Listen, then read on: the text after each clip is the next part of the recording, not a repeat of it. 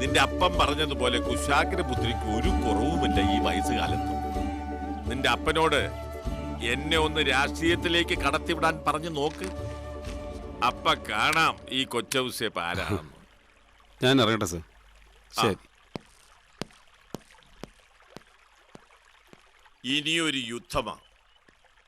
ഇവനെ അറിയാമല്ലോ, ജോലിയിൽ ഈറ്റപ്പുലിയാ.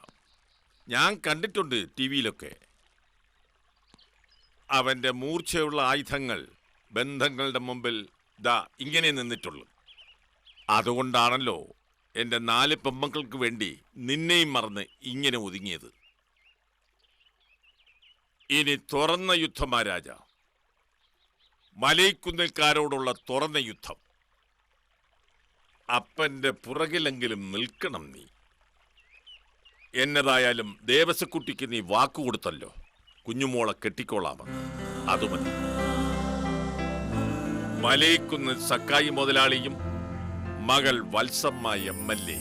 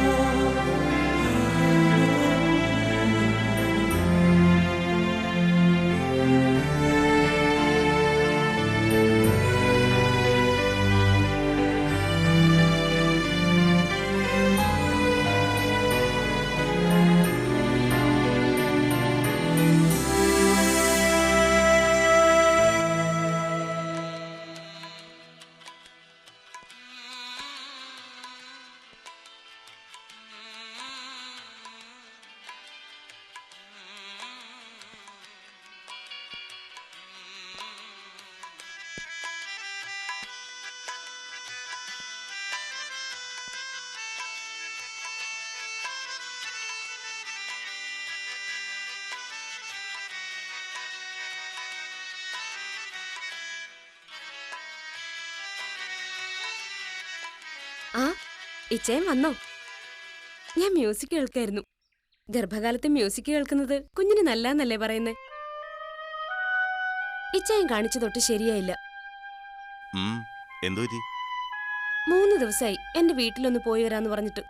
സമയമില്ലെങ്കിൽ വേണ്ട, അവരോട് ഇങ്ങോട്ട് വരാൻ പറഞ്ഞാലോ? അതല്ല, മകള് പ്രഗ്നന്റ് ആണെന്ന് അവിടെ ചെന്ന് പറയണം. അതല്ലേ അതിൻ്റെ ഒരു ശരി. എന്നിട്ട് ആ സന്തോഷം അവിടെ പങ്കുവെക്കുന്നതല്ലേ അതിൻ്റെ ഒരു മര്യാദ. അങ്ങോട്ട് വരാൻ എനിക്ക് യാതൊരു മടിയില്ല. പിന്നെന്താ, 3 ദിവസമായിട്ട് പറ്റിക്കുന്നല്ലോ.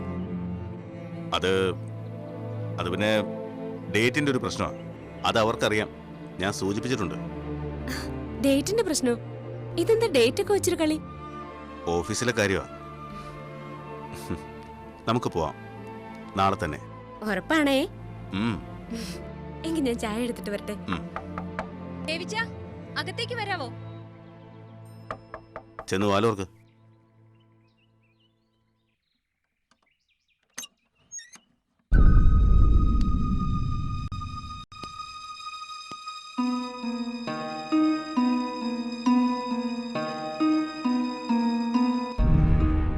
ദേവിച്ച, കൺഗ്രാറ്റുലേഷൻസ്. ആരും എന്നോടൊന്നും പറഞ്ഞില്ല. നമ്മൾ തമ്മിൽ ശത്രുക്കളാന്ന എല്ലാവരുടെയും വിചാരം. എനിക്കെന്ത് ശത്രുതയാ നിന്നോട്? എന്തൊക്കെ ഉണ്ടായിട്ടുണ്ടെങ്കിലും എന്നുവെച്ചാ എന്നതാന്നറിയാലോ ഞാൻ ഉദ്ദേശിച്ചത്. പക്ഷെ നീ ഇപ്പൊ ഡേവിച്ചന്റെ ഭാര്യയാ, അതായത് എന്റെ നാത്തൂൻ.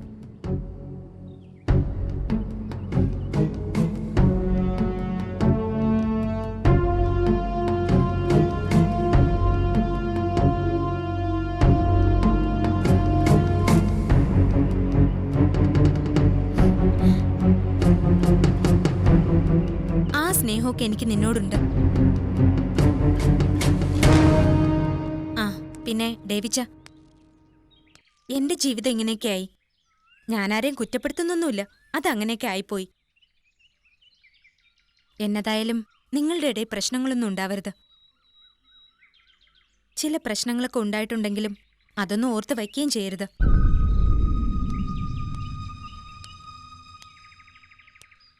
എനിക്ക് കുറ്റബോധമുണ്ട് മോളെ. എന്നെ ഉപേക്ഷിച്ചാലും ഇല്ലെങ്കിലും എന്റെ ഡോളിയുടെ മോളിയുടെ അപ്പനല്ലേ രാജൻ ജോർജ്. ദേവിച്ച, നിന്റെ മനസ്സിലൊന്നും ഉണ്ടാവരുത്. ഇവള് പാവാണ്, ഒരു തെറ്റും ചെയ്തിട്ടില്ല. അങ്ങനെയൊന്നും വിചാരിക്കരുത്.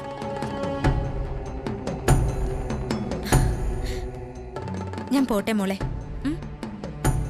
ആ, നീ ഇടയ്ക്ക് കണ്ടിരുന്നു അല്ലേ രാജൻ ജോർജിനെ?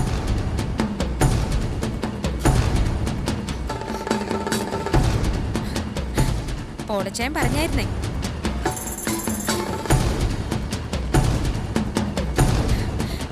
ഞാൻ ഇറങ്ങട്ടെ എന്നാ. ദേവിച്ച, ഒന്നിങ്ങ് വന്നേ.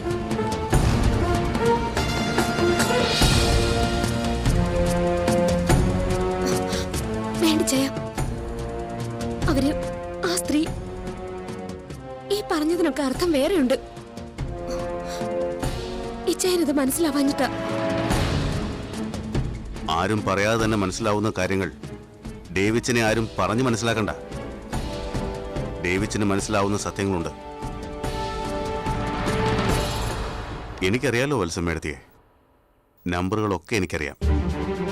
നോക്കട്ടെ.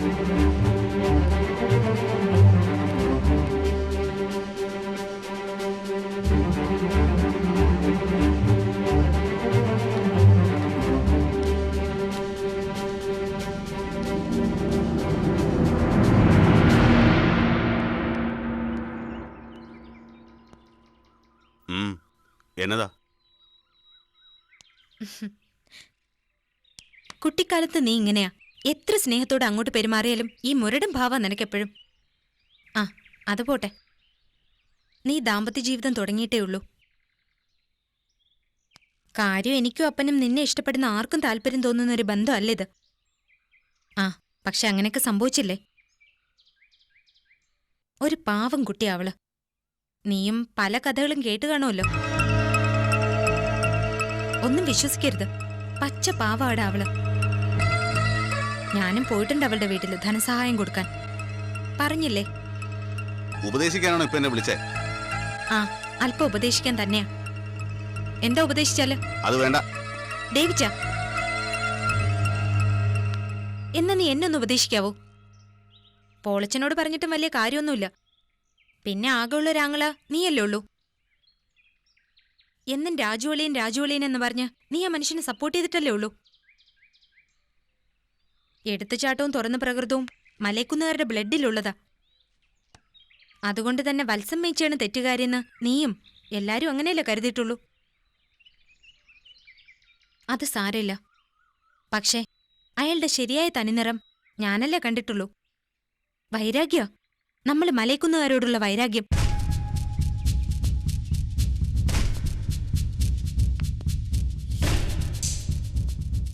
പുറമേ ഒരു ശാന്തൻ, ഉള്ളിലിരി പറഞ്ഞത് ഞാനല്ലേ ഡേവിച്ച?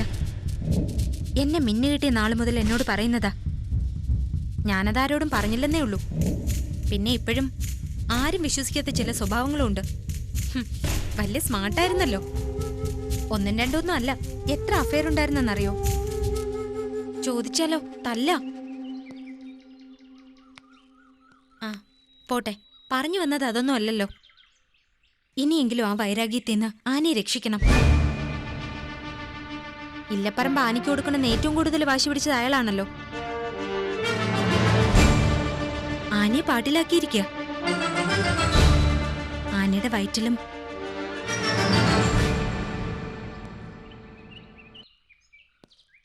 പറയാൻ വയ്യ എനിക്ക്.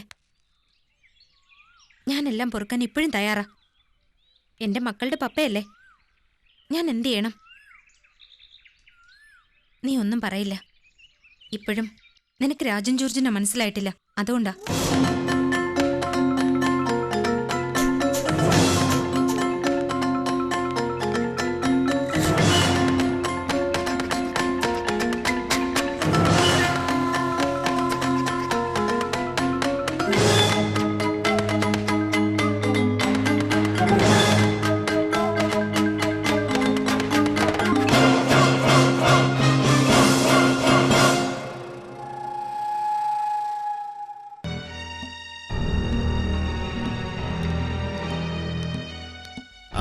നീ ഇവിടെ ഉണ്ടായിരുന്നോ? ഡേവിച്ചിനെ കുറിച്ച് അപ്പം പറയുന്നത് തന്നെ ശരി. ഒരു വെട്ടുപോത്ത പതുക്കെ എന്നതാടി? തലയിലൊന്നുമില്ല. അവനെ എന്റെ വരുതിയിലാക്കാൻ എനിക്ക് വലിയ പാടൊന്നുമില്ലപ്പ. ഓ, പ്രമാണം കൈ കെട്ടുമെന്ന് പറഞ്ഞപ്പോ MLA ക്ക് വലിയ ഉത്സാഹം അല്ലയോ? അപ്പാ ഓ, ഞാൻ ചുമ്മാ പറഞ്ഞല്ലേടി.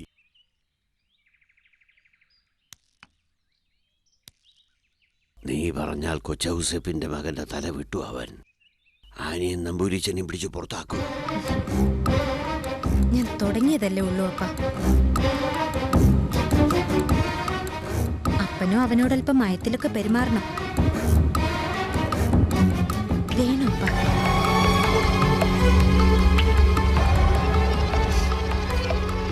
ഞാൻ വഴിയുണ്ടാക്കാം.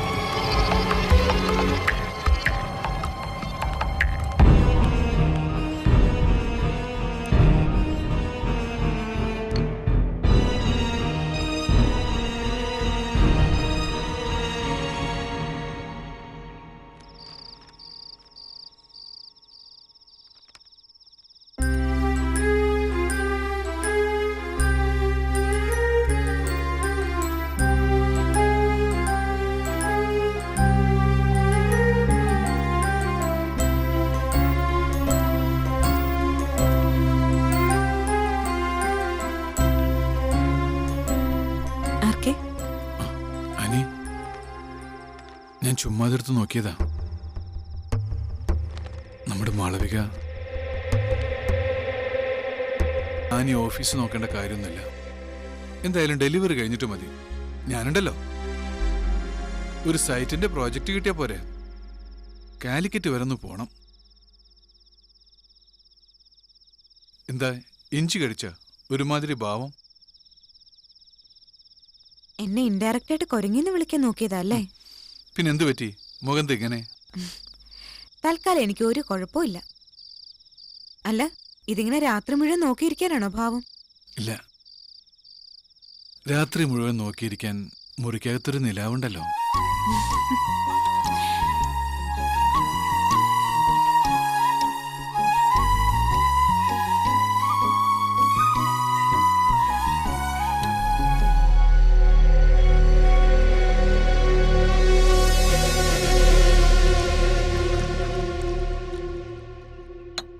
ഇന്ന് ചായ നേരത്തെ വരില്ലേ? നമുക്ക് വീട്ടിലൊന്ന് പോണ്ടേ? പിന്നെ വേണം വേണം.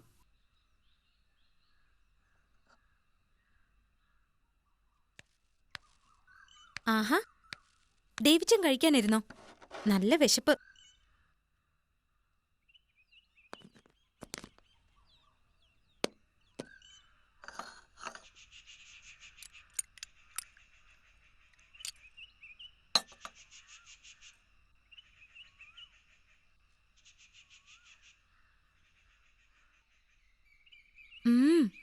എന്താ ടേസ്റ്റ്?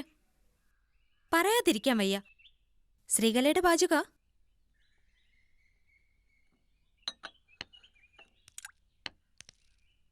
എനിക്ക് തോന്നി, കണ്ണു വിടണ്ട. ഓ, ഇരുന്ന് കഴിക്കടി വത്സമേ. എന്നതൊക്കെ ആയാലും മക്കൾക്കൊപ്പം ഇരുന്നല്ലേ പറ്റൂ. ഒരു ദീനം വന്ന് കിടന്ന ഇല്ലോട് എത്തിക്കാന് ഉള്ളതാ. അപ്പ ഇത് ഡേവിച്ചൻ അപ്പനോട് പറയാറുള്ളതല്ലേ? എന്നതെങ്കിലും ആവട്ടെ, നീ കഴിക്കേ.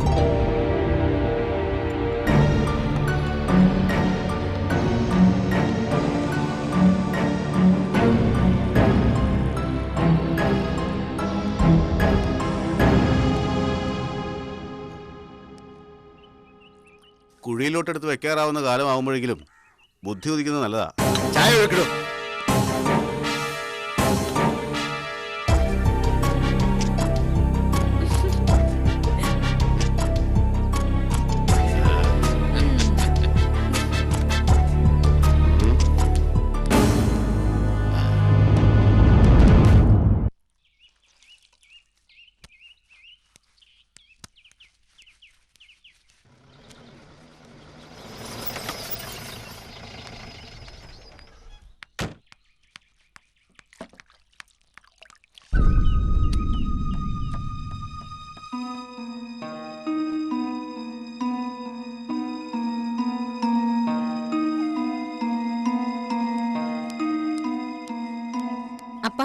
എന്നാടി അപ്പനിത് കണ്ടോ? എന്നതാ? ആ, ഇത് ഇംഗ്ലീഷ് അല്ലയോ? ഇത് വായിക്കാൻ കഴിഞ്ഞില്ലെങ്കിൽ സക്കായി ഇന്ത്യൻ പ്രധാനമന്ത്രി ആവത്തില്ലായിരുന്നു. ഇത് ഡിവോഴ്സ് നോട്ടീസ് അപ്പാ. ഓ, ദേവസിക്കുട്ടിയുടെ മകളെ വിവാഹം കഴിക്കാൻ.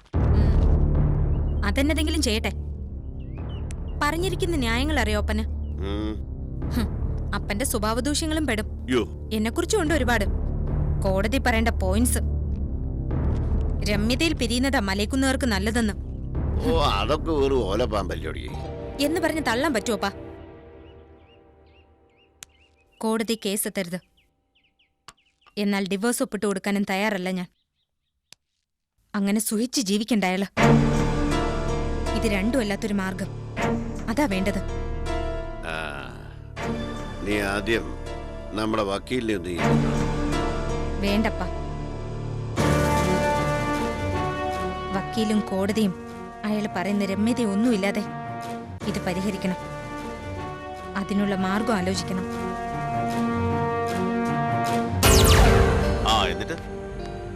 അല്ല, സൂസന്നേടത്തെയും പോളച്ചായനും പറഞ്ഞതാ ഞാൻ പറഞ്ഞത്. അല്ലാതെ ഇവിടുത്തെ കാര്യങ്ങളിൽ ഞാൻ ഇടപെട്ടതല്ല. അല്ലല്ല, നീ ഇടപെടണം. അച്ഛന്റെ ഒരു ഇത് നിനക്കുണ്ടല്ലോ. സോഷ്യൽ ഇഷ്യൂസ് ഒക്കെ പരിഹരിക്കുന്ന ആളല്ലേ. ഇച്ചായൻ എന്താ ഇങ്ങനെയൊക്കെ പറയുന്നേ? ഇച്ചായന്റെ മനസ്സിൽ എന്തോ ഉണ്ട്. ഏയ്, ഒന്നും ഇല്ലാത്തോണ്ടാ. മനസ്സിൽ ഒരുപാടുള്ള ആളുകൾക്ക് അങ്ങനെയൊക്കെ തോന്നുന്നതാ. ഈ വിഷയത്തിൽ നിന്റെ അഭിപ്രായം എന്താ? എനിക്കെന്താ അഭിപ്രായം? ഏയ്, അങ്ങനെ പറഞ്ഞാൽ പറ്റില്ല. ഫസ്റ്റ് റാങ്ക് വാങ്ങിച്ച ആളല്ലേ. ഒന്നുമില്ലേലും IAS ആകാൻ പോകുന്ന ആളുമല്ലേ. പറ. പോളച്ചായനും സൂസന്നേടത്തെയും പറയുന്നതിൽ കാര്യമുണ്ടെന്നാ എനിക്ക് തോന്നുന്നത്. സബ്സ്റ്റാൻഡേർഡ് ആയിട്ടാ പെരുമാറ്റം. സബ്സ്റ്റാൻഡേർഡോ? അതിപ്പോ ആനപ്പുറത്ത് അത്ര ഉയരത്തിലിരിക്കുന്നവരുടെ കൾച്ചറൊന്നും ശവപ്പെട്ടി ഉണ്ടാക്കി വിൽക്കുന്നവർക്ക് ഉണ്ടാവത്തില്ലല്ലോ.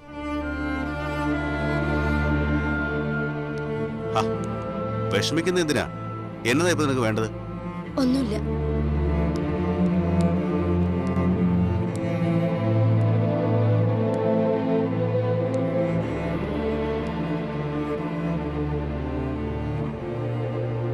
ഇപ്പോഴെന്താ? കോടക്കറിയെ മക്കളെയും തറവാട്ടിന്ന് ഇറക്കി വിടണം. അതല്ലേ ആവശ്യം? എനിക്കല്ല, ഇച്ചായനോട് പറയാൻ പറഞ്ഞു, അത്രേ ഉള്ളൂ. ഓ, വൈഫിന്റെ സ്വാതന്ത്ര്യം. വൈഫ് പറഞ്ഞാ പിന്നെ ഡേവിച്ചൻ ചാടി ഇറങ്ങുമല്ലോ. ഒരു കോന്തനല്ലേ, കോന്തൻ. ഹലോ വൈഫ്, എത്ര രഹസ്യമായിട്ട് ഒരാൾ എന്ത് ചെയ്താലും അതിനൊരു തിരിച്ചടി വരും. ഇന്നല്ലെങ്കിൽ നാളെ. മനസ്സിലായോ? ഇല്ല, ഇച്ചായനത് എന്ത് സെൻസിലാ പറയുന്നത് എനിക്ക് മനസ്സിലാവുന്നില്ല. ഒന്നുമില്ലെന്നേ.